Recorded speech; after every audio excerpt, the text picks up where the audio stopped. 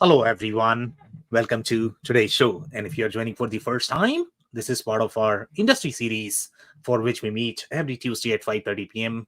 We review one vendor or the solution. And for this year, we have a very interesting series. So we are going to talk about that a little bit. By the way, Happy New Year, everybody. Happy New Year, Sam. Happy New Year, Andy.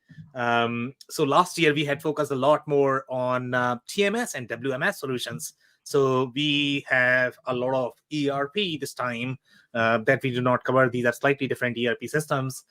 We also have a lot of HCM, CRM systems. So we are going to cover the whole gamut of enterprise software, which is I'm super excited about that. Andy, I don't know how you feel about the series right now. Obviously, we'll hear your comments as well. You have seen the sneak peek of the series. I'm looking forward to the lineup, Sam. I think it's going to be a lot of fun. Yeah.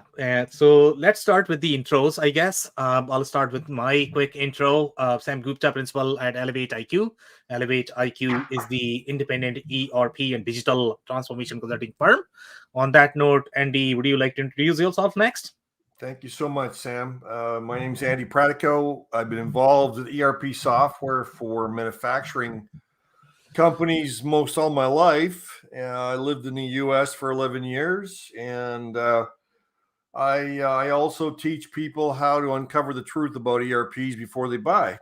So thank you so much, Sam, and let's get a show on the road. Yeah, and today we are uncovering the truth about Unit4. But Unit4, wow. Yeah, Unit4. Yeah, This is so the big one. This is a big one. This is definitely a big one, really big one. So overall, Andy, I guess I'll start with the briefing the way we typically start in terms of where these guys fit in the ecosystem, in the value chain, in the software value chain is probably the right word to use. And then I would love to hear your commentary if you have come across them, if you have any sort of experience with them. So overall, I guess when we look at and by the way, I mean, since we are talking about an ERP, Unit4 is an ERP. So this is going to be in that ERP bucket. Some of the solutions that we have reviewed, they are not necessarily in an ERP bucket. Obviously, everybody is going to have their own versions of what an ERP is, I guess. But the way we like to look at ERP is slightly different. So for that, I mean, if you want to catch on other episodes, on the series, then you would know which ones we call ERP, which ones we don't call ERP. Now, in this particular case, this is definitely an ERP, at least, the way we define. So in ERP, also, there are going to be two different branches. And those two branches are completely different. And that's why sometimes people get confused in terms of what a real ERP is. So those branches are going to be either an ERP is designed for product-centric industries or service-centric industries. And these two are two completely different business operations. They are not same. They have very different needs, very different requirements. The kind of suite that they are going to require is going to be very different as well. And in our mind, when we look at ERP, in my mind, that's generally a suite, but you could have several different variations of how you would create a suite. And each industry is going to have very different requirements of the process integration. Okay, these are the terms that we generally use when it comes to ERP. So today we are talking about one of the leading ERP for the people-centric industries, service-centric industries. Their requirements for an ERP are going to be very different. So I'll take a pause. Andy, I don't know if you have any follow-up comments there. No, I just was. You mentioned a type of integration just now. I wasn't familiar with that. Did you say process integration? Is that what you said? Process. So the way, I mean, and obviously I am reflecting a lot more as I'm learning, I'm growing, and 20 years is nothing, as you know, in the ERP industry, Andy, to know what a real ERP is, I guess, right? Well, tell me something, Sam. You mentioned two different types. Yeah. And of course you were talking about service versus product. Yeah. But they're both ERPs. So how in the big picture would you define an ERP? So yeah, so let's go back to the comment related to process integration, right? So now when we look at the process integration, I personally like to see the embeddedness of the processes, how embedded those processes are. In general, the foundational, How many integration points you mean, or what do you mean? cross-functional integration. Cross-functional integration points. I see. Okay. Exactly. So I will give you an example. For example, let's say if you put a collection of software in a box, is that an ERP? Nah, it's not an ERP. Well, they'll say it's an ERP. Everybody says ERP is a marketing term, right? So I guess, and the degree of the integration is what dictates. Now, obviously, the foundation of the ERP software is always going to be accounting and finance. Okay, that is the bare minimum that you need to have in the ERP. But how cross-functionally integrated a system is, that's what dictates what an ERP is. Now, how much cross-functional integration you are going to require, that depends upon your industry. It depends upon your business model. In some cases, you require far tighter process integration, because without that, you are not going to be able to grow, because in some cases you're going to have problems with costing. MRP runs in the product centric industries. In your service centric industries, you have different problems. If you cannot really figure out the cost of your project, you are done. Okay, so But that's why. how do you get to the root cause or the kernel of cross-functional integration? I mean, obviously, when you're trying to evaluate these systems, you get sales pitches. Yeah. So how do you get to the truth? So the truth is going to be, obviously, you need to hire experts who really understand how to measure the embeddedness. Okay, it's very, very, very hard to look at that unless you understand these things from the data model perspective. Data model is what dictates. But again, you cannot look at the data model or predict or forecast data model by looking at screens. No, you cannot. So you really, all you know is whether the screen looks pretty or not. That's all you know. Exactly. In fact, I mean, the prettier the screen, the less connected their data is going to be. So most of the SaaS systems that you see, Andy, they generally are not as connected from the data perspective, and that's what makes them easy. So one of the requirements that most people who hate ERP is going to be, hey, give me an easy system. Yes, you are going to get an easy system, but if your data is not going to be connected, you are going to get wild west. Okay. And the way I like to define wild west is from the data integrity perspective, meaning your data is not going to be tight. You are going to be all over the place. You are going to have two different versions of the customers. There is no control built up, from the system perspective, operational control, financial control. I can keep going, I guess. Well, no, I mean, obviously my questions were redundant. I knew the answers already, but I just wanted to get your perspective. Yeah. Because obviously a system like Unit4 is going to be, using your term, cross-functional integration, very widespread. Yeah, so in the case of Unit4, you are going to see very different flavor of cross-functional integration, because in these industries, it's very different. The problems are very different.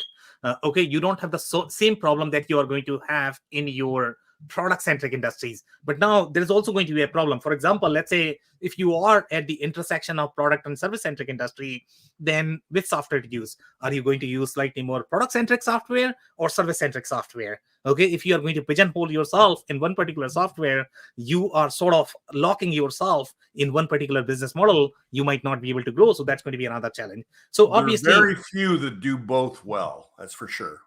Yeah, they are going to be slightly more generic, right? So let's talk about this one. So obviously, this one is the service-centric ERP. And just to give you some more comparable, Andy, so I know that we have reviewed Financial Force, I believe, if my recollection is right.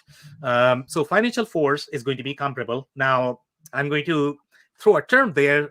People have called us out in calling Workday an ERP when we released our list for the ERP, and they were like, okay, is Workday an ERP? Okay, so let's talk about that, right? Because Workday is going to be comparable to Unit4. And the reason why it is comparable is because Workday started as the HCM software. Okay. If you look at the product-centric industries, the HCM processes they don't need to be integrated with your ERP processes. They are okay in being disconnected because the amount of communication that you have, the amount of operational processes that depend upon the HCM processes, they are not as much, because the resource that is working on the shop floor in general, you don't require the individual level accountability or the detail for those people in product centric industries. In some industries you might require, let's say automotive, they care for that, but for the most part, in general, the scheduling does not depend upon the individual. You can call this as a resource, and resource could be pretty much anything that you want to model. But in these industries, when you talk about ERP industry, professional services industry, service industry, okay, Andy Pratico and Sam Gupta, they are a big deal. Okay, you need to model them as Andy Pratico as well as Sam Gupta, because they are very unique. They bring very specific expertise. If you don't, they have very specific rate that they charge for their expertise. That may not be the same in the product centric industry. So that's where the core difference is in the business processes, and that's why the HCM integration, that does not matter as much in the product centric industries. Okay, in product centric industries, since they are going to be inventory heavy, okay, you have to have your procurement integration. If you don't have that, then you're going to have challenges. So again, very different perspective, very different problems, and each industry is going to have very different problem. But again, if you are going to use service centric ERP in a product centric industry, good luck with that. That's going to be fun. Any other comments, No, Andy? let's have a look. Okay, perfect. So I have one funny comment from Anders. Anders Send Green. put a new shiny new Shiny ERP. new It probably ERP. does everything under the tree for anyone. Well, every ERP Exactly does everything. Yeah, At least that's what they say, anyways. Exactly. Could not agree more. That's going to be the marketing definition. And you as a customer, it's very hard for you to evaluate because they all are going to appear very similar. Yeah, you really need to look under the hood to be able to identify the differences. Merry Christmas or Happy New Year's, Anders. Okay, so I'll move to the slides, Andy, if you are good with this. Okay, so overall, in terms of the process organization, I guess, that's where I want to focus on a lot today.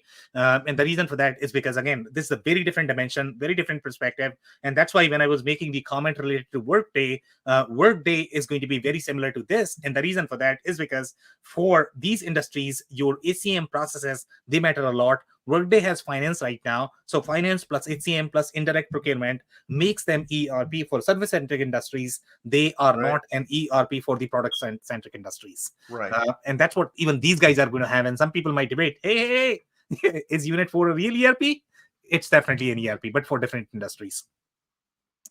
So here, number one, and by the way, one thing that we did not talk about is the suite. And every single ERP takes very different approach for suite as well. So the suite that is going to matter, let's say, in the service-centric organization is going to be very different. So here, the suite is going to be for example, let's say you have ERP, plus they are combining a lot of P2P capabilities. Okay, P2P is a software category in itself, which is called procure to pay. And that's a branch of software, Andy. It's supposed to be a different software. Okay, yes, ERP has P2P processes as well, but when you look at the fully flavored P2P solution, that's a lot more than just the P2P process of an ERP, the way CRM category is. So all of these are very detailed enterprise software category. They bring very specific expertise to the table from their category. ERP is not always going to have all of that. Sometimes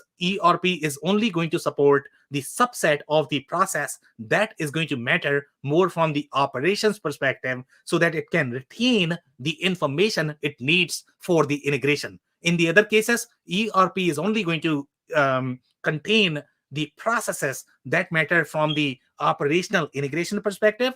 Everything else can reside inside P2P. Just to understand the differences. Here, the perspective that they are taking, they are combining a lot of capabilities from the P2P world.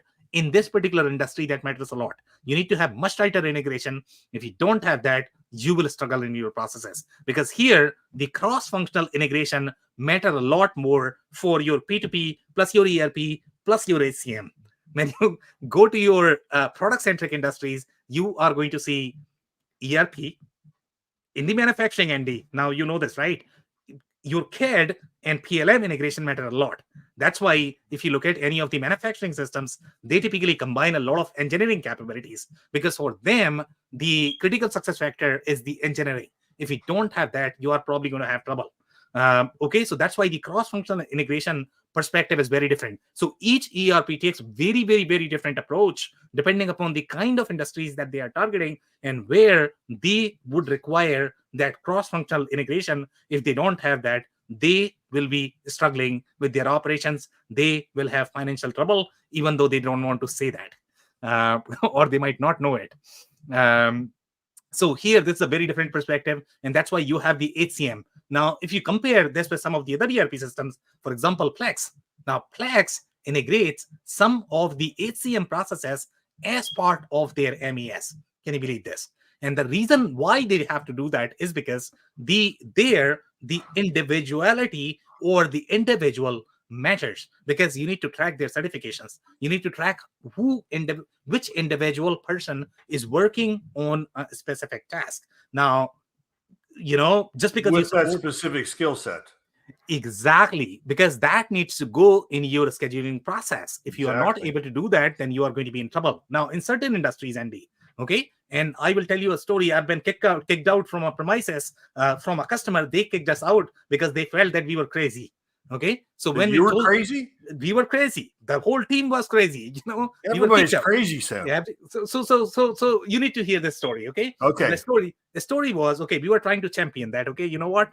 You need to model every single individual in your processes so that you can schedule your production and the operations workflow.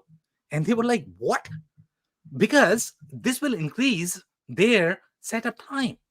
Can you believe this? Like, every single person on the shop floor. So let's say if they have 200 Say people. That again, please, Sam. I'm sorry. Say that again. Gameplay? Sorry, what is that? Say your sentence again. What did they say?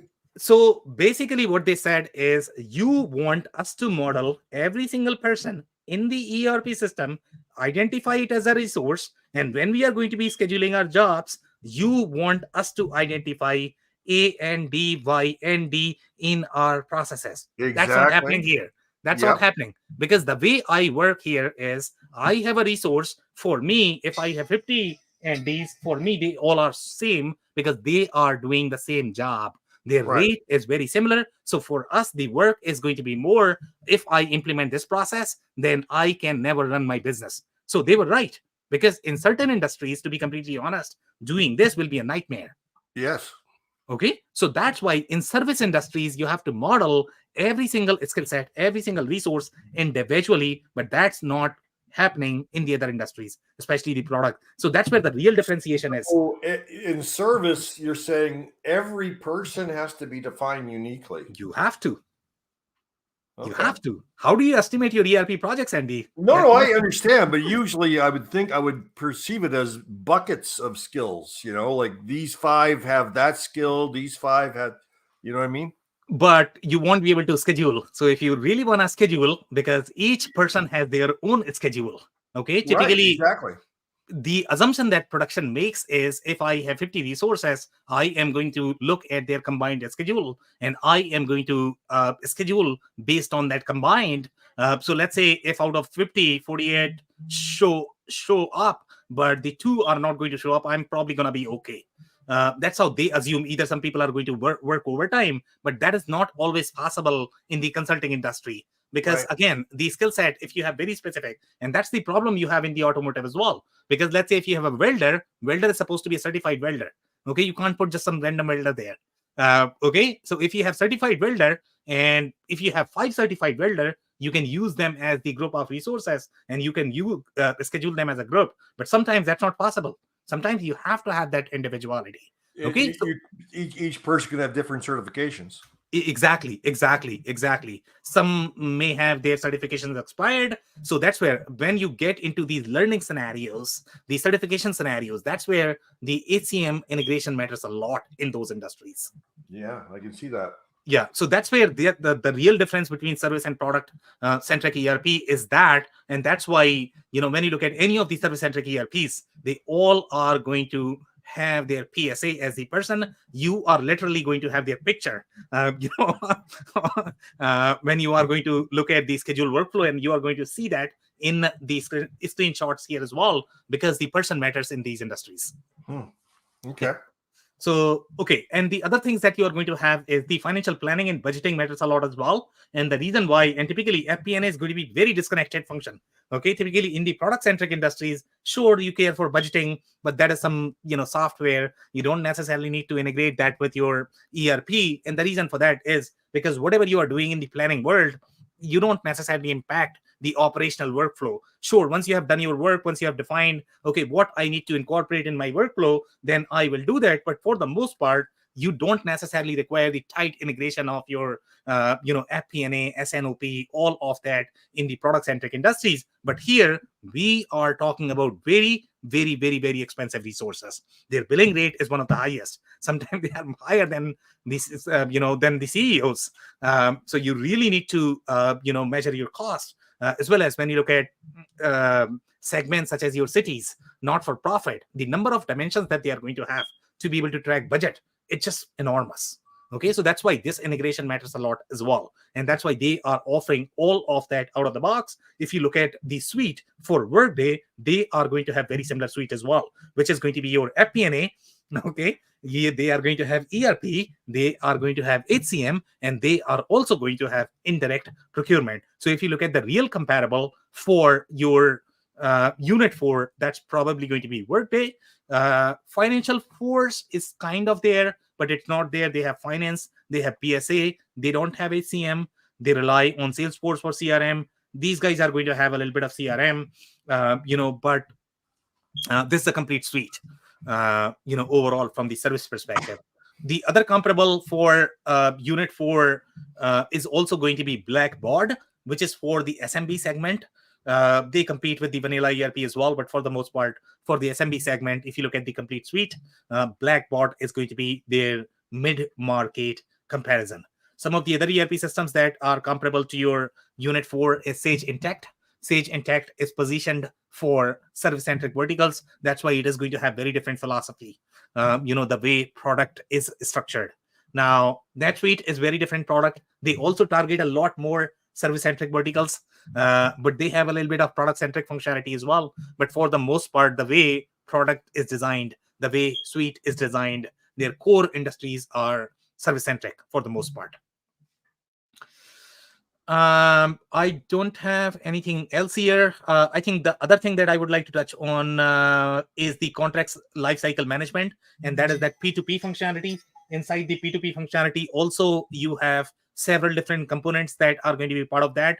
Number one is going to be your marketplace. That is all, what is that, guided buying. From the user perspective, they have that. You have substantial RFP component as part of that. The strategic sourcing you have. So you are going to have all of that functionality as part of this. And this is coming from the acquisition that they did recently. These guys did not necessarily have the P2P functionality as part of the product. They had ERP, they had HCM, they always had HCM capabilities. They didn't have this S2C functionality. They had a little bit of P2P component, but now they have included the S2C functionality as well after their acquisition of Scan Market. From their industry perspective, as you can see, number one, they are going to have professional services, public sector, not-for-profit, higher education. These are their target industries. These are also very unique industries overall, because they require a lot more customized workflows compared to your product-centric industries. The amount of custom workflows that you are going to need, because each of the not-for-profit is uniquely different.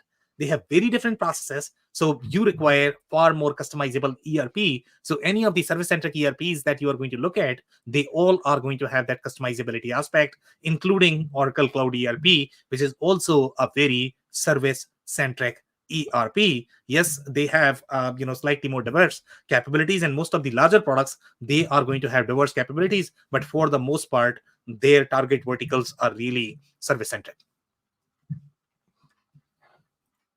Okay, so now we have some commentary coming from the market analysis, and these are different news. I guess we have gone back in time. So here, they are talking about some of the growth stories coming from 2019. So they are saying cloud subscription revenue grew 25% in 2019 to roughly 92 million, with 27% growth in Q4. So right now, overall, their market share is going to be, I think, almost like $500 million, which is a lot. So they are really big ERP vendor. And we are going to talk about their private equity as well, the one that is owning them, which is very big in general. So this is the significant growth in North America and Nordics market. So this is primarily an European solution, but they have done a lot of business in North America as well. They win a lot, primarily because they don't necessarily have a competition. At least, based on our understanding of the market, Workday is probably going to be the closest competition for them. But even Workday is not going to have very specific education, operational workflow for education, which is very, very, very, very different workflow. Building that functionality would cost millions and millions of dollars. So these guys are very unique in the way they are designed. Nobody can compete with them. Most of the ERP vendors are going to struggle. One thing that you are going to notice there is most of their executive teams is coming from the HCM world. Again, HCM matters a lot. HCM is very thick in terms of the core. If you look at the enterprise grade human capital management solution, they are very thick as well. Okay, the whole HR department gets very thick in terms of the kind of processes that they need to maintain, especially if you are going to be a very large enterprise where you are going to have 20,000 people. Then the HR processes become very robust as well. So that's what HCM is generally for, and their executive team is coming from very enterprise grade products. For example, Mike Etling is the CEO. He used to be the president of SuccessFactors, and now he is heading this. So typically, by looking at the background, you can tell, where these people are coming from and what was their core focus. So their core focus was always that HCM bucket. And typically, with other ERP systems, you are either going to require another HCM system, or they are not going to be as tightly embedded, integrated. So you don't get the same experience as you are going to get with these guys. But their bread and butter was always HCM. So here, the other executive is coming from SuccessFactors as well. Chris is coming from Workday. We have already identified them as the competitor. Then we have Andy. Andy is coming from SuccessFactors too.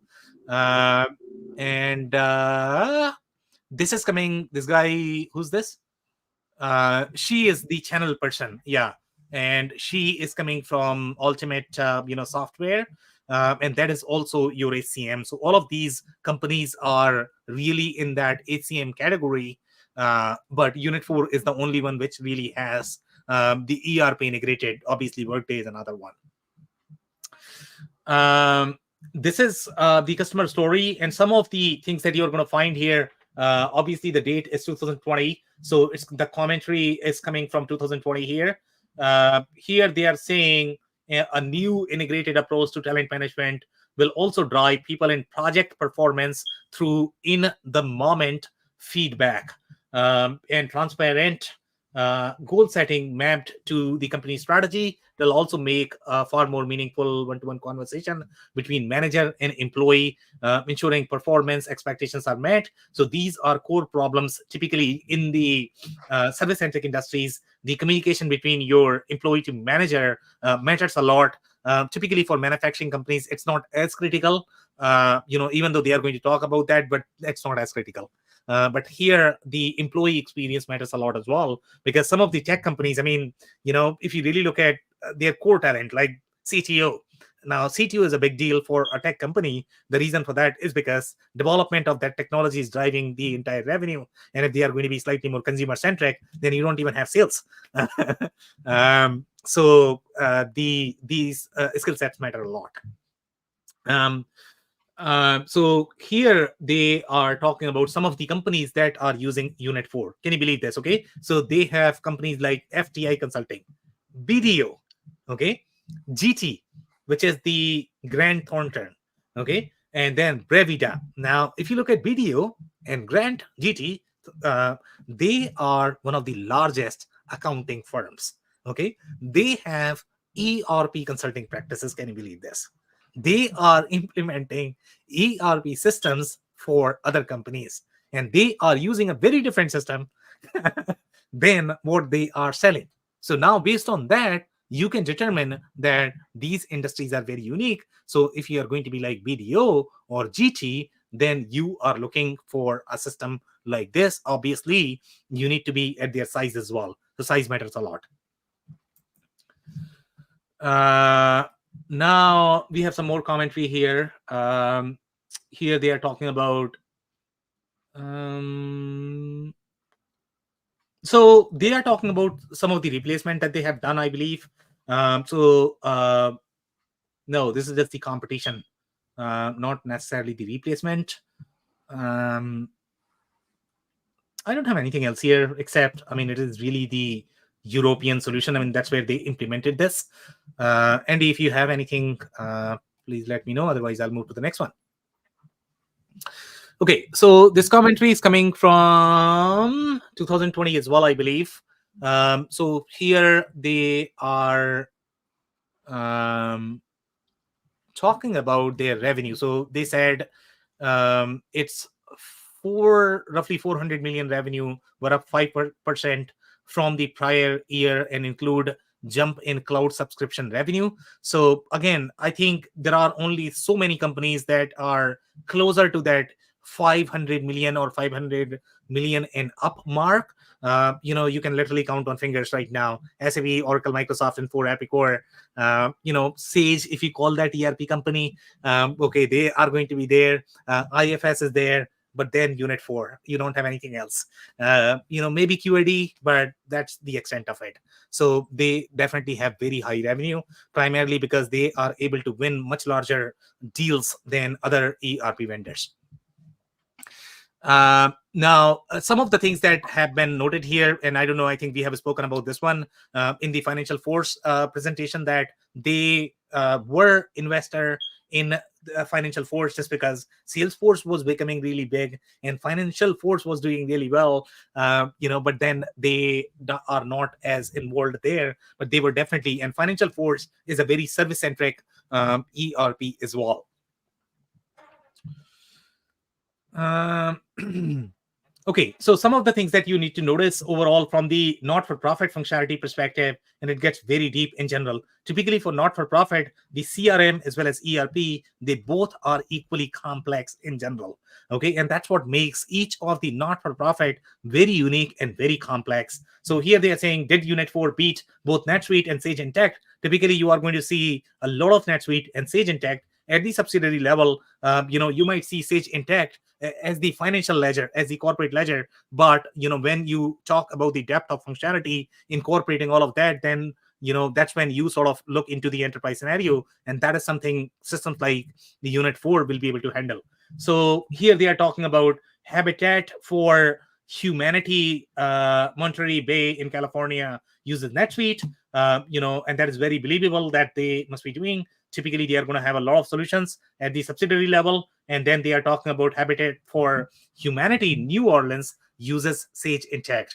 Typically, each of the departments or subsidiary, they are going to have their own decisions in the system that they are going to buy. But after that, you can't really scale the processes. So somebody's going to come in and they probably will integrate all of this. So Unit4 people-centric ERP provides both project and grant management combined with integrated people planning and financial reporting. And the grant management itself, it's almost like, Andy, when you look at the grant management and when you look at some of the reporting standards that we have, they are as developed as your FASB right now for the public reporting, the way you are going to report to your SEC, they have very similar reporting standards, even though they are not for profit. And that you have to do for every single company that is offering you money. Can you believe this? And that gets very, very, very complex, because you need to track that at each of the project, each of the initiative. Sometimes they are going to have constraints such as you cannot share the resources. Sometimes they are going to have constraints that, okay, only this particular race is supposed to work on this particular project. So it gets very, very, very deep. And again, information such as race, where do you get that? In your scheduling workflow. You have to get that from your HCM system, because ERP does not keep that in general. So very, very, very different workflow and processes. Now, the donor management itself, it's a very CRM centric workflow that's very thick. Systems such as your Salesforce are going to have very deep functionality for donor management, but not a lot of systems are going to be sophisticated to provide you the end-to-end traceability that you are going to require from the donor management perspective. And that's where these guys sort of come in there, and they provide that capability. Okay, so this one is very new, and Andy, I don't know whether you have heard about this one. It's called Social Reporting Standards. Okay, and they are developing social reporting standards. They are making these guys accountable as much as your for-profit companies, and these frameworks are going to be as complex as your SEC reporting, the kind of reporting that you need to do there. Right now, if you look at most of the not-for-profit, they are not as stringent in general, depending upon what kind of work you are doing, who's funding you. Some are stringent, some are not, but for the most part, there is a lot of flexibility in the not-for-profit world. But people are arguing that they should have the same accountability, so they are trying to create this framework. Okay, if you don't have any comments, I will move to the next slide, Andy. So we did a little bit of research in terms of where the stage is of SRS, and if any systems are able to support the SRS standards that some companies are going to require, but the framework itself is not as developed, and we don't have a lot of ERP systems that can really support.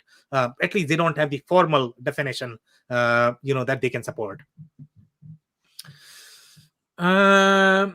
By the way, one more point to note: with most of the ERP, if they are going to be selling to not-for-profit, the accounting standards are very different as well, and they are generally going to have a not-for-profit module. That's the requirement even from the accounting perspective.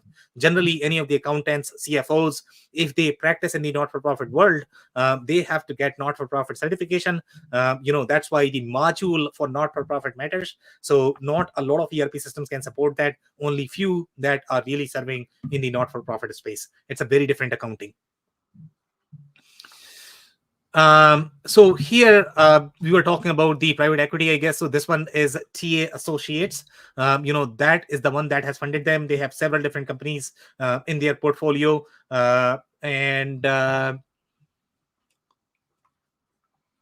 so some of the companies that they have is Andy, out of all of this, we have reviewed pretty much everything, I guess. So they have Advanchef, which was the new ERP company that they created 1 year back, I guess, during COVID. Can you believe this? But private equity is amazing the way they think and work. They can create ERP out of anywhere. Then you have Aptean. iSIMS is a very HCM centric solution. It's not a real ERP. Some people are going to argue that that's ERP as well, but that's not necessarily ERP. ERP, it's going to be human capital management solution. And then they have Priority as well, which is a company from Israel, and then IFS. So these are the companies that they have in their portfolio. And they have bought it for like $2 billion in 2021. So their valuation is very high. So obviously you kind of know that they are not going anywhere. They are one of the largest ERP company. Okay, so this is coming from 2021, and they have announced some of the go live. So here they are talking about 120, successful go lives, which is very low in general, for an ERP company. But if you look at the kind of customers that they really have SAP and Oracle sized customers, and that's why the number of logos that you are going to see, or the number of go lives that you are going to see, are not going to be as many. So here we are talking about GBS, ALE Municipality, North Sea Port, Gold Golden Lane Housing Limited, and these all companies are going to be part of that service-centric portfolio. Okay, so that's where you sort of draw the line between service as well as your product-centric industries. So you are also going to have, what is this? Basingstoke and DN Borough Council. So any of the councils are going to be part of this market as well. Then they are talking about more complex multinational requirements according to Unit4 announcements. They are saying Unit4 says Comprite. This is the Comprite acquisition that they have done, and this is the compensation planning software when you are going to be very internationally operated. So that's what they have acquired. Again, the kind of capabilities that they are going to acquire are going to be very different. So here they are saying Unit4 says Comprite automates the entire compensation process, utilizing all key factors required to calculate fair and rational total rewards across multiple geographies. Comprite features workflow automation that includes budgeting, data integration, connecting with payroll, and organizational information and analytics. All of those are technical information, but for the most part, they are really in that workflow planning, workflow automation centric, space in the enterprise software world. Now we have some more commentary here. So this is also the growth announcement, I guess. And here this is also coming from 2021, where they are saying with 11% total bookings growth and 34 new customers signed, including North Seaport, the Volvo dealers associations. Any of the associations are going to be part of the service industries as well. Then they have Punch Consulting, any of the consulting, any of the school district, all of those are going to be part of that service-centric ERP space. This is the same announcement. I guess it is coming from different media. So this one is also in 2021, and they were in many different countries overall. From their penetration perspective or from the capability perspective for compensation planning. Okay, Andy, any comments? No. Okay, perfect. So some more comments here. So this one is in 2022. So this is a very recent acquisition. Scan Market was positioned as one of the disruptive, P2P players in the procurement space. But most of these SaaS applications, they are going to be merged with your ERP as a feature. That's what happened to Scan Market. So you can be cool SaaS today, but you are essentially a feature for an ERP in general. The way enterprise software market works. So this is the Scan Market, a global vendor for cloud source to contract software. So this is a very specific process in your procurement. That's what they really specialized in. So they bought them to complement their existing capabilities. And they did what? Sourcing, spend analytics, supplier management, contract lifecycle management. Customers include, Emirates, flight, catering. And again, their customers are going to be very similar to your Unit4. You have NetWest, you have ISS, facility services, you have cancer support, institute. So all of these customers are very similar. Again, if you look at the customers for Workday, they are also going to be very similar. They have done very similar acquisition, or they have developed very similar capabilities. So the right comparison here is probably going to be Workday. Okay, so here, so I was talking about the picture, the beautiful picture, right? And you would never see a picture in your manufacturing scheduling software. So here, the picture matters a lot because they are going to have their own schedule, and you need to schedule based on their availability. Their skill set is going to be very unique. So that's the real difference between the allocation processes, the kind of, scheduling processes that you are going to have. So anything from the operational capacity planning, the processes in your service-centric industry are very, very, very, very different from your product-centric industries. I don't have anything else, and that's why this is called PSA. PSA is a specific name for the professional services automation, and it's really designed for that service-centric space. You are going to have a standalone software. So Financial Force, Workday, as well as this one, they all are under that. They all are going to have at least PSA as a component, or they might be PSA themselves. But this particular component is called PSA. Okay, so again, the kind of processes that you're going to see in their software, for example, utilization. Utilization is a very different metric, and that is only going to be relevant in your service-centric categories, because the utilization is one of the most important factor. The way your inventory accuracy is going to be in your manufacturing, retail, distribution. Okay, number of picks in your distribution. Here, everything is utilization. These are very billable companies. For them, the only thing that they have is human resources, and those human resources are very, very, very, very expensive. So utilization matters a lot. That's why everything is driven by utilization. Um, uh, Overall, if you look at again their scheduling process, the way they are going to be billing, they have that individual identified in their scheduling.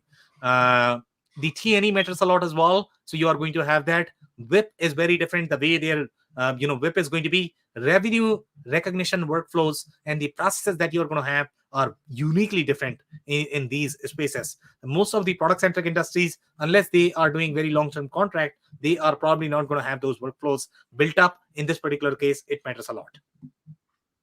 Even invoices have resources identified. Can you believe this? You are never going to see the resources on the invoices in any other industries unless you are in slightly more billable industries. Some companies do that, some companies don't do that, depending upon how they want to highlight. But individual matters in these industries, and that's why they like to call it as people-centric ERP, because everything is about people. Then the projects, again, the projects that you are going to have, even if you're going to have very similar projects in spaces such as, for example, let's say if you look at IFS is a very service-centric ERP as well. But the kind of services that they are going to do are going to be very different. For them, the EAM matters a lot. The field services matters a lot. Okay, but they are very project driven in their cases as well. The skill set is going to matter, but their target industries are very different.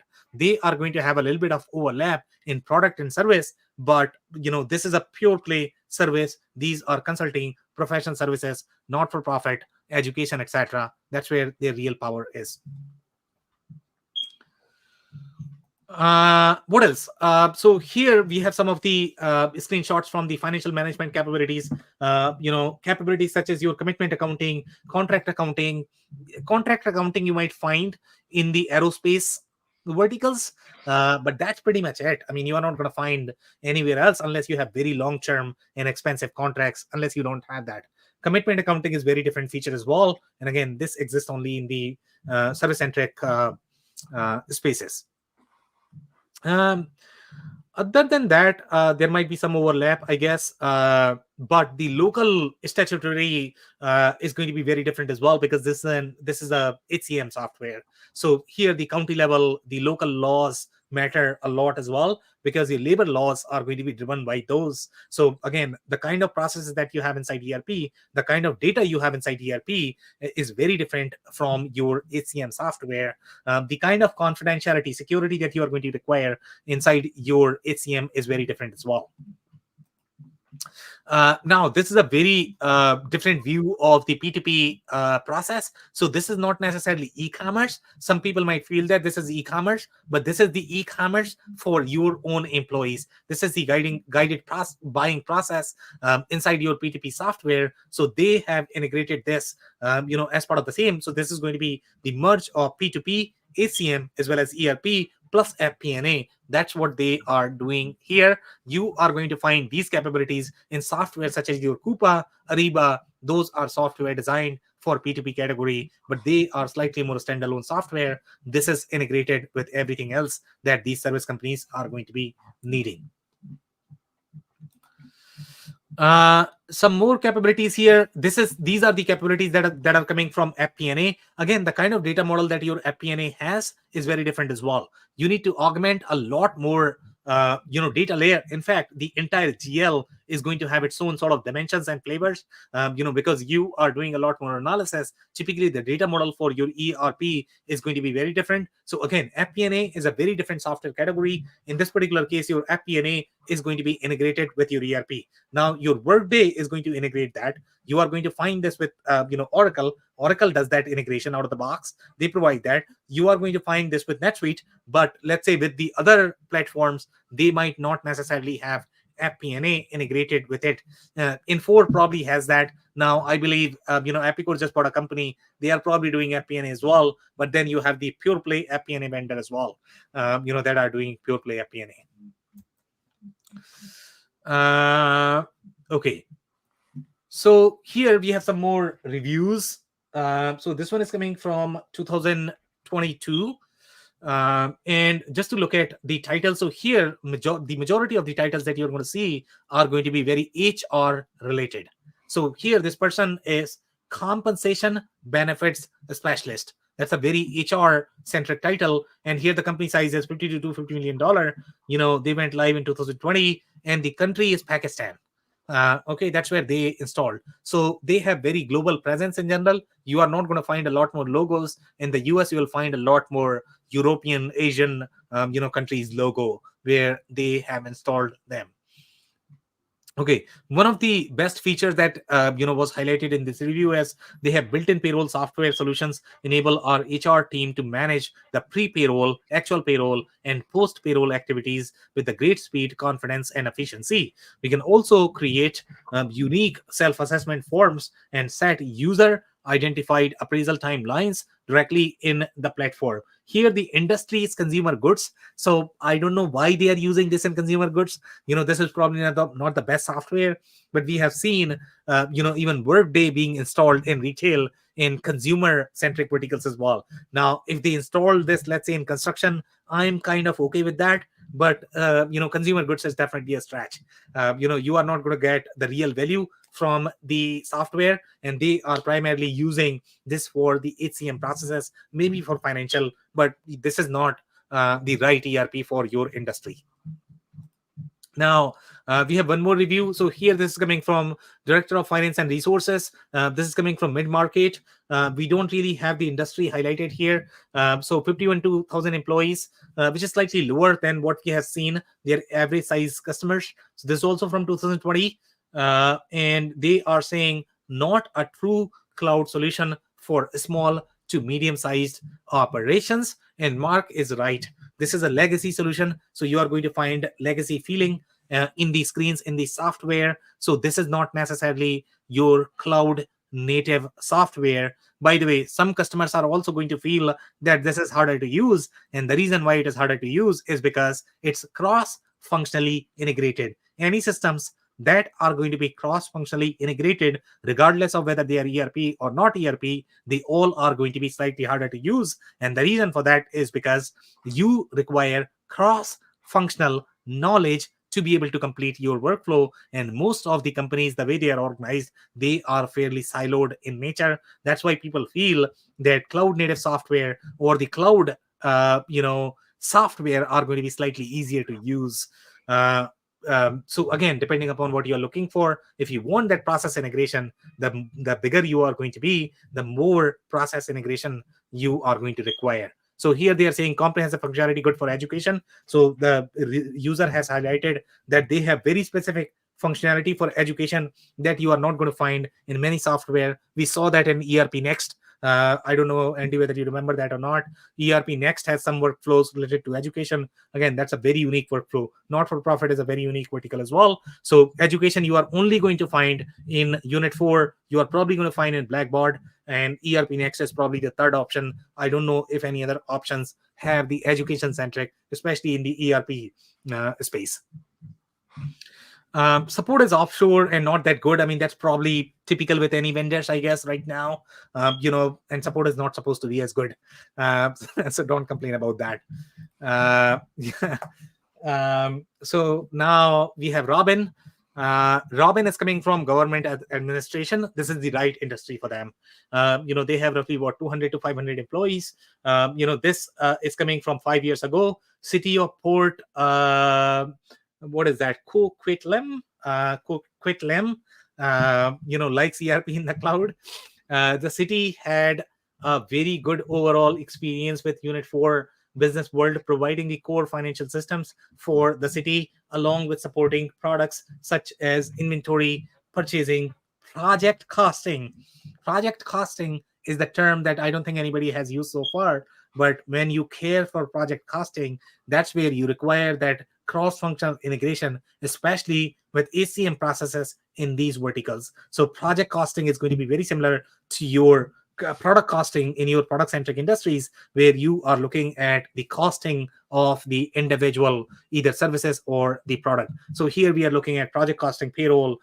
They are saying inventory, but the inventory that service-centric industries are going to have is going to be very different. Typically, you have very in the product-centric ERP systems, the service inventory is very different. MRO inventory is very different. It is a completely different layer. It has nothing to do with the core inventory. So here, the inventory that they are carrying, it's either going to be MRO inventory, or they might have some of the office supplies, etc., that they might be carrying. Sure, for city, they might have something like equipment. Sometimes that could be assets, but their inventory needs are going to be fairly lean.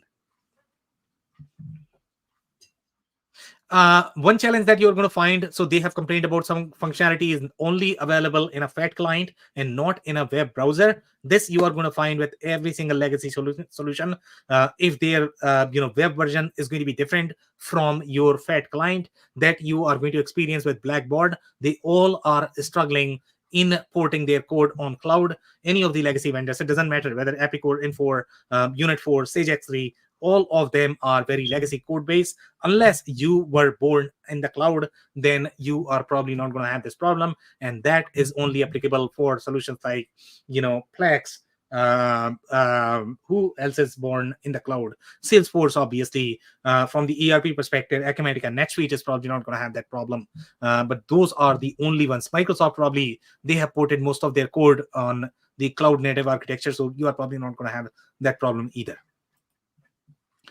2021, right, they are talking about Unit4 as a single platform to manage your organization. So we have information technology and services, 500 to 1,000 employees, not supported across devices. And again, this is the problem that you're going to find with any of the legacy solution. They might have a mobile app, but for the most part, the experience that you're going to get in that mobile app is not going to be as immersive. The entire functionality may not be exposed through mobile app. It's just a, very legacy integration with your legacy platform.